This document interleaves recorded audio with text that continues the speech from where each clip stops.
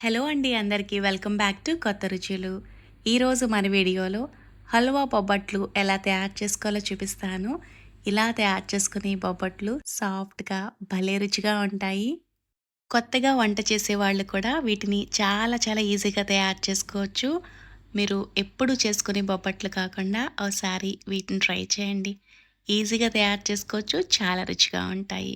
Video అంతా చూసిన తర్వాత మీరు కూడా ఈ హల్వా బొబ్బట్లను ఒకసారి ట్రై చేయండి. ట్రై చేసి మీకు ఎలా అనిపించాయో కూడా కామెంట్ చేయండి. ఇప్పుడు ఈ హల్వా బొబ్బట్లు ఎలా తయారు చేసుకోవాలో చూద్దాం రండి. మిక్సింగ్ బౌల్లోకి ఒక కప్పు గోధుమ పిండి, ఒక కప్పు మైదా పిండిని తీసుకుంటున్నాను. మీరు కావాలనుకుంటే మొత్తం గోధుమ పిండి లేదా మైదా పిండితో తయారు చేసుకోవచ్చు. ఇందులోకి చిటికెడు ఉప్పు, కలర్ కోసం కొద్దిగా పసుపు వేసుకుంటే బొబ్బట్లు మంచి కలర్లో ఉంటాయి. ఇందులోకి ఒక టేబుల్ స్పూన్ నెయ్యి వేసుకొని ఇదంతా కలిసినట్టుగా ముందుగా బాగా మిక్స్ చేసుకోవాలి. ఇందులోకి కొద్ది కొద్దిగా నీళ్ళని వేసుకుంటూ చపాతీ పిండి ముద్దలాగా కలుపుకోవాలి. ఇలా చపాతీ పిండి ముద్దలా సాఫ్ట్‌గా కలుపుకోవాలనమాట. ఈ పిండిని మరి గట్టిగా కూడా మీరు కలుపుకోకూడదు. ఇలా వీడియోలో చూపిస్తున్నట్లుగా ఈ మాత్రం సాఫ్ట్‌నెస్ అయితే ఉండాలి. ఇందులోకి ఒక టేబుల్ స్పూన్ నెయ్యి గానీ, నూనె గానీ ముద్దకి పట్టించి ఒక 15 నిమిషాల పాటు కాస్త నానబెట్టుకోవాలి. పిండి నానేలోగా కడాయిలోకి 3 కప్పుల వరకు పాలను తీసుకొని వీటిని ఒక పొంగొచ్చే వరకు మరిగించుకోవాలి. ఇక్కడ ఇన్ని పాలు వద్దు అనుకుంటే సగం పాలు, సగం నీళ్ళని కూడా తీసుకోవచ్చు. ఈ హల్వాని ఇలా పాలతో తయారు చేసుకుంటే హల్వా చాలా చాలా రుచిగా ఉంటుంది. పాలు ఇలా మరిగి ఒక పొంగొచ్చిన తర్వాత సన్నటి సెగ మీద దోరగా వేయించుకున్న రవ్వను గరిటతో కలుపుకుంటూ ఉండలు కట్టకుండా వేసుకోవాలి. ఇక్కడ సుజీ రవ్వ అంటే కొంతమంది ఏ రవ్వ అని అడుగుతున్నారు. మనం ఉప్మా చేసుకుంటాం కదండీ! ఆ రవ్వ.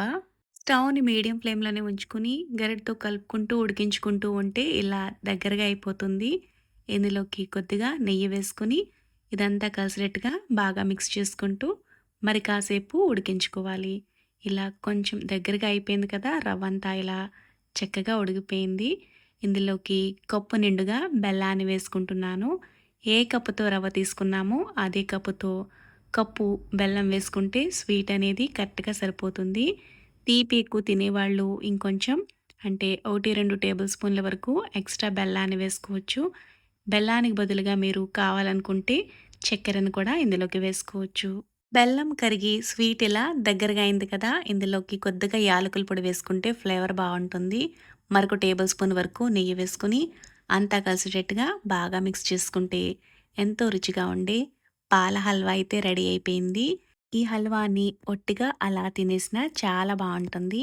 కొంచెం చల్లారిన తర్వాత కావాల్సిన సైజులో ఉండలుగా చుట్టుకొని పక్కకు పెట్టుకోవాలి. ఈలోగా ముందుగా నానబెట్టుకున్న పిండి కూడా ఇలా చక్కగా నానిపోయింది. పిండిని ఒకసారి అంతా కలిసేలా ఇలా బాగా కలుపుకొని చాపింగ్ బోర్డ్‌పై వేసుకొని చేత్తో ప్రెస్ చేసుకుంటూ 2, 3 నిమిషాల పాటు కలుపుకున్నామంటే బొబ్బట్లు చాలా మృదువుగా వస్తాయి. ఇలా పిండిని కలుపుకున్న తర్వాత చూసారు కదా ఎంత సాఫ్ట్‌గా ఉందో. ఇప్పుడు వీటిని చిన్న చిన్న పిండి ముద్దల్లా చేసుకొని పక్కకు తీసుకోవాలి. నెక్స్ట్ ఇప్పుడు పిండి ముద్దని ఇలా ఉండలాగా చుట్టుకొని వీడియోలో చూపిస్తున్నట్లుగా ఇలా గిన్నె షేపులోకి చేసుకోవాలి. ఇందులోకి ముందుగా రెడీ చేసి పెట్టుకున్న హల్వాని పెట్టుకొని వీడియోలో చూపిస్తున్నట్లుగా అంచులని ఫోల్డ్ చేసుకొని ఎక్స్ట్రా ఉన్న పిండిని తీసేసుకోవాలి. బటర్ పేపర్పై ఇలా తయారు చేసుకున్న పిండి ముద్దని వేసుకుని కొద్దిగా నెయ్యిని కానీ నూనెని కానీ వేసుకుని పైనుంచి వేరొక బటర్ పేపర్ వేసుకుని చేత్తో ఇలా ప్రెస్ చేసుకుంటూ చక్కగా బొబ్బట్లను ఈజీగా తయారు చేసుకోవచ్చు. మీ దగ్గర బటర్ పేపర్ అందుబాటులో లేకపోతే ఇంట్లో వాడుకునే ఏదైనా పాలిథిన్ కవర్ని కానీ లేదా ఆయిల్ కవర్స్ ఉంటాయి కదా! వాటితో కూడా ఇలా బొబ్బట్లను చాలా ఈజీగా తయారు చేసుకోవచ్చు. పాన్ హీట్ అయిన తర్వాత కొద్దిగా నెయ్యిని కానీ నూనెని కానీ వేసుకుని బొబ్బట్టు వేసుకుని పైనుంచి కూడా కొద్దిగా నెయ్యిని కానీ నూనెని కానీ వేసుకోవచ్చు. ఇది పూర్తిగా ఆప్షనల్ అండి. మీరు ఒట్టిగా అలా కాల్చుకొని తీసుకున్నా సరే చాలా బాగుంటాయి. రెండు వైపులా మంచి గోల్డెన్ కలర్ వచ్చే వరకు కాల్చుకుని తీసుకోవాలి. ఇలాగే మొత్తం అన్నిటిని ప్రిపేర్ చేసుకుని తీసుకోవాలి. ఇలా తయారు చేసుకున్న హల్వా బొబ్బట్లు చాలా చాలా రుచిగా ఉంటాయి. వీడియోలో చూపిస్తున్నట్లుగా సాఫ్ట్‌గా నోట్లో వెన్నలా కరిగిపోతాయి. చల్లారిన తర్వాత కూడా ఇంతే సాఫ్ట్‌గా ఉంటాయి.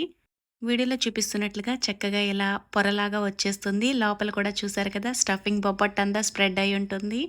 ఎంతో రుచిగా ఉండే ఈ హల్వా బొబ్బట్లను మీరు కూడా ఒకసారి ట్రై చేసి మీకు ఎలా అనిపించిందో కామెంట్ చేయండి. Thanks for watching.